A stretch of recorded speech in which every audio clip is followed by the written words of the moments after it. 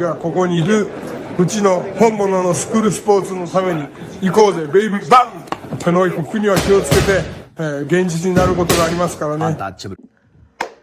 Alright, so we're going to go ahead and continue the long-standing tradition of covering Japanese boxing here on True School Sports. True School Sports, the #1 source for Japanese boxing in America. Now, this is in fact my Ryosuke Nishida versus Bryan Mercado post-fight review, and your result of the fight is Ryosuke Nishida winning a 7th round technical decision. The fight was stopped due to cuts and multiple headbutts, in which the ringside physician had to step in and make a decision. So in which case they went to the scorecards. Nishida was comfortably ahead on all the scorecards, and he winds up getting back in the win column for the first time since the Junto Nakatani fight. And he has a successful and triumphant debut at 122 pounds in the super bantamweight division. So first and foremost, I'm disappointed because even though Nishida was boxing Mercado's head off, because Mercado's a big time puncher, he's a gunslinger, but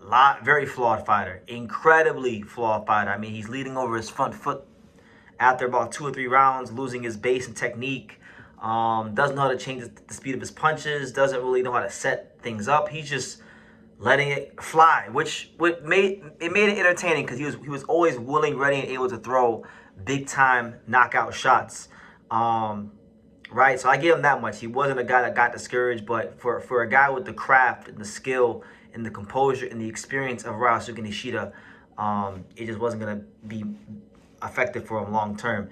And the most effective thing for Mercado, ironically, was his headbutts, which it was interesting because a lot of people asked me in a lot of my lives this week that, what was my opinion going into this fight. And I didn't proclaim to be no big-time Mercado expert, but I looked at his box rec, I watched a little bit of film, and I saw that he was a guy that, was obviously a big-time puncher, but had a lot of flaws. And a guy like, Nishida, very crafty. And one thing when Nishida does very well, he's very good at throwing that jab and then that stabbing straight left hand to the body, right?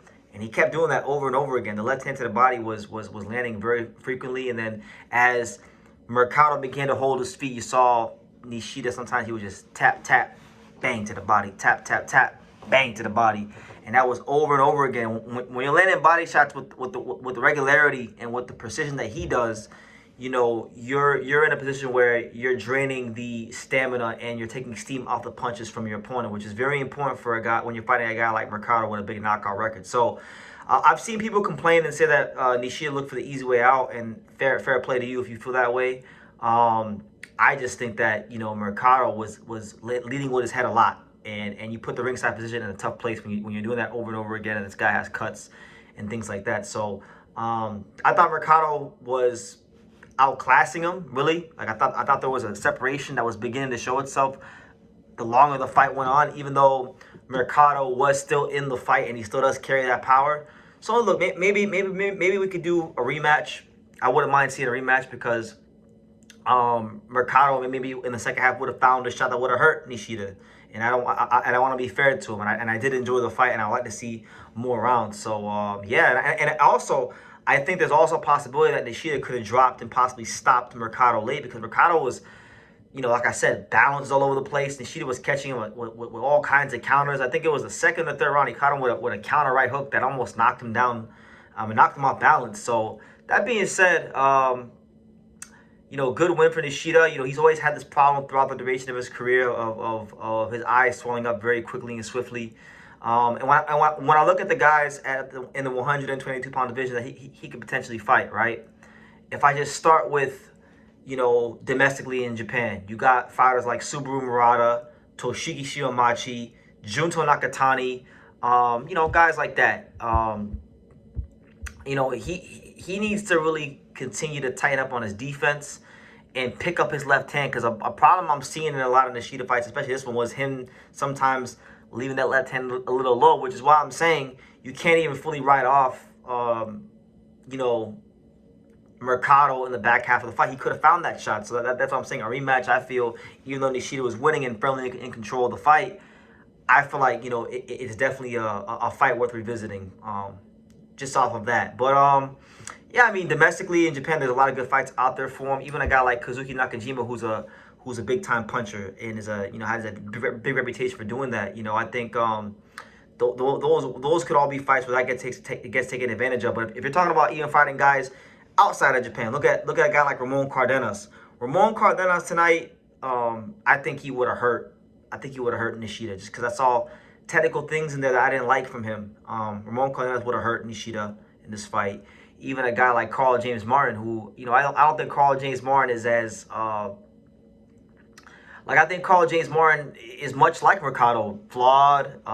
Just lets his hands go and a bit reckless. But Carl James Martin is really punching like that, and I think he might even have a bit more craft to him than a guy like Mercado. I feel like what? That's actually the fight I want to see next. If they don't do the Mercado rematch, I want to see Nishida against Carl James Martin because that's Japan versus the Philippines. Carl James Martin is really out here sitting people down, knocking them out, flashing big time punching power. I think Nishida will be a big test for him because Nishida's a former world champion with big pedigree, and he's one of the most crafty fighters in and around these weights. So you got that fight. You got Jerwin and Cajas, another Filipino fighter, former champion. There's great fights out there for Nishida, and I think he's an absolutely magnificent addition to this weight class because of how he fights. He's not a big puncher on paper, but he does such a great job. He's so crafty with the ways he's able to land and place his shots that, yeah, he may not knock you out with one punch, but when you fight Ryosuke Nishida, if it goes some rounds, you're going to look like you've been in a fight because he's going to land with accuracy and precision. So I love what I saw. I want to see it. I want to see it again. If not that, there's plenty of great fights. Even look at a guy like Marlon Tapales, former champion, big time puncher, been in there with Inoue, one of the best fighters in the division. There's so many southpaws, power punching southpaws in this weight class that I think if you were to match him up with a Nishida, it would be really, really interesting because unlike his days in the bantamweight division, he's not cutting as much weight. It's always been a thing that he's cut way too much weight, and at 122 pounds, he's not cutting as much weight, so he's able to retain more power, more strength, more energy, and you saw it in this fight. So I'm looking forward to seeing what's next for him, not just domestically in Japan, but on the world level. And yeah, really good fight. My impression of Mercado, as far as my first time watching him in an extended fashion, because a lot of people were hyping him up to me this week in my lives.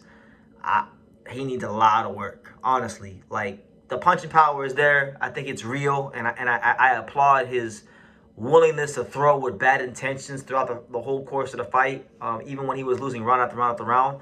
But like I said, man, he has to get a little bit more craft, a little bit more finesse to go along with that power, and then Mercado could really be dangerous. But very good fight. I was thoroughly entertained, and it wasn't a bad way to end my Sunday morning, my Sunday morning going into before I'm about to go to sleep. So yeah, that's the news, guys. Nishida winds up winning his super bantamweight debut by technical decision due to multiple head clashes.